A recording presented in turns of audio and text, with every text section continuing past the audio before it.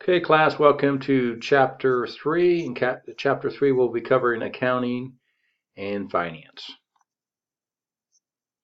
Okay, let's turn to topics covered in this chapter. The two first one, 3132, balance sheet and income statement will be used for your project here when you're doing your ratio analysis. The statement of cash flow would be another statement that would be used by people deciding if they're going to purchase a stock, or by creditors if they're going to buy, loan money to the company, or if investors are going to purchase uh, the bonds from the company. We're going to talk a little about accounting practices and malpractice, and end with taxes. Okay, remember this here is just an introduction. This is not an accounting course, but you'll find in finance here that we use a lot of the same things that an accountant would use. For your project, you'll be looking at the balance sheet for the company that you pick to do your analysis on. Okay, the balance sheet is a statement of a company's assets, liabilities, and stockholder equity at a given period of time, such as the end of the year. A balance sheet is a record of what a company has and how it has come to have it. Like I said, you'll be looking at the balance sheet. A lot of people ask, how do you decide which stock to purchase? And one of the first places that I look at when I'm doing a fundamental analysis would be the balance sheet. Okay, let's turn to the main balance sheet items here. Of course, you're going to have a left and right side here. Let's see here. The assets representing the uses of the funds raised are listed on the left side of the balance sheet, and the liability side representing the sources of that funding is on the left-hand side. So you can see your current assets, your fixed assets on your left-hand side, and you can see current liabilities, long-term liabilities, and down there at the bottom, shareholder equity. Okay, let's turn to an actual balance sheet. Here is an example of Home Depot on December 31st, 2014. This would be in your textbook. Let's look at the left-hand side here. You'll notice at the top how the balance sheet is arranged. Let's turn to the left side here. Like I said, current assets. Your most liquid assets are at the top of the list and works down to the least liquid. So you can see down here, here's your current that a company could use for cash flow, things like that, cash, marketable securities. And as you move down the list here, it goes into the long term. You can see here property, plant, and equipment. Let's see here. You can see intangible assets, other assets. So you can see your total assets for Home Depot for 2014 is 39,946. And of course, that's in millions. And if you look at 2013 here, you can see their total assets have gone down from 2013, which was 40,518. Again, that's in millions. Okay, let's see here. Turning to the right-hand side here, same thing. Your most liquid, or what's due, seeing that this is a liability, that's going to have to be paid within a year. Your current liabilities due for repayment. There's accounts payables. You can see total current liabilities is 11,269. Again, that's in millions. And comparing that to 2013, they've actually taken on more current liability type debt. And as you go down, you go on into the longer term types of debt. And then here it's going to show you shareholder equity, or the owners of the company. You can see total shareholder equity has gone down again. So these are things that you're looking for, trends or patterns, just looking at the balance sheet. Of course, you're going to use more benchmarks than what we're looking at particularly here, but you can see their current assets have, or their total assets have gone down. Their debt has gone up, and their shareholder equity has gone down.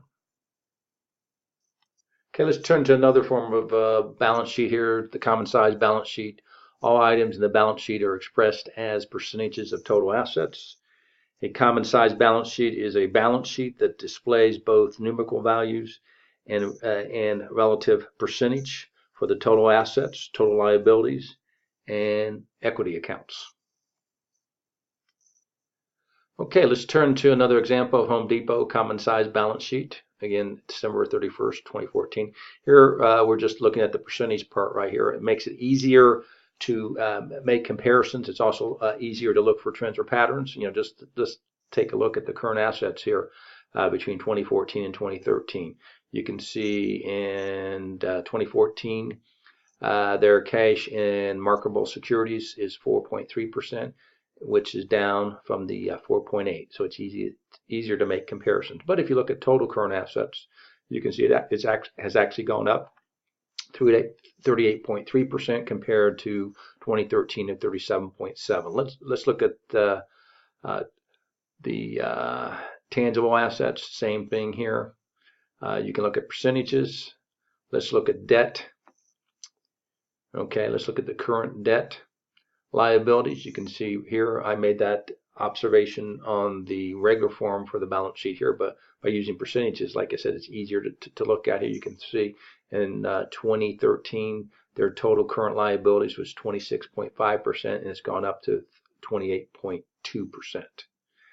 And you can see also total liabilities have gone up from 2013. It was 69.1 in 2013 and 76.7%. So like I said, when you use the common size balance sheet, it is easier to look for trends or patterns, especially when you're using benchmarks such as time.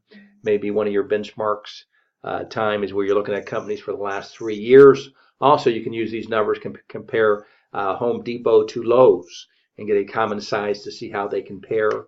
Also, you can use these numbers compared to their industry to see if you see any trends or patterns for Home Depot compared to Lowe's, one of their competitors, or their industry. Okay, let's turn to some of the other topics covered along with the balance sheet here. You have book value. A lot of people, especially investors, may not be looking at the book value. They're more interested in the market value. But anyway, the book value is the value of assets at which assets is carried on the balance sheet and calculated by taking the cost of the asset minus the accumulated depreciation. Like I said, a lot of investors might be more interested in the market value. That would be the current values of the assets and would give a more realistic sense of, would you purchase the company stock? Would you loan them money? So forth from there. Now, when we deal with accounting, like I said, this is not an accounting course. This is just like a introduction to accounting for people who are in finance here. Generally accepted accounting principles is what we're going to be using here. Procedure for preparing financial statements. And let's see here. Equity and asset market values are usually higher than their book values. Okay, let's do a comparison here between book value and market value. According to GAAP, your firm has equity worth $6 billion of debt, $4 billion. Equity worth $6 billion, debt worth $4 billion, assets worth $10 billion. The market value of your firm is 100 million shares at 75 per share, and the debt of $4 billion. What is the market value of your assets? Okay, since assets, and this is from your balance sheet, your asset side or your left-hand side is going to equal your right-hand side, liabilities plus equity, and your total assets must have a market value of 11.5 billion. Now let's turn to the a figure here to show what we just talked about on the other page there, book value. Okay, so your assets are 10 billion, taking that information from the last slide.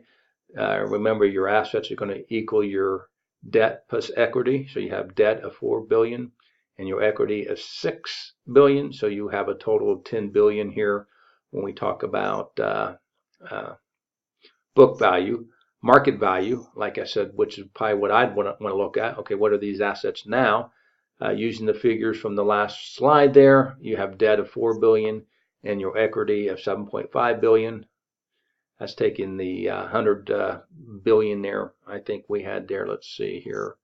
Yeah, yes, 100 million. I mean shares, and the shares are $75 per share, and you're gonna come out with 7.5 billion. And you remember here, your debt and your equity is going to add up to your total assets, which the market value is 11.5. So you can see the company is actually worth more than its book value, and that would be an interest to an investor that would be looking at this company to either purchase their stock or purchase a bond, or a company that's willing to buy the company's bond or lend the company money, and at what interest rate.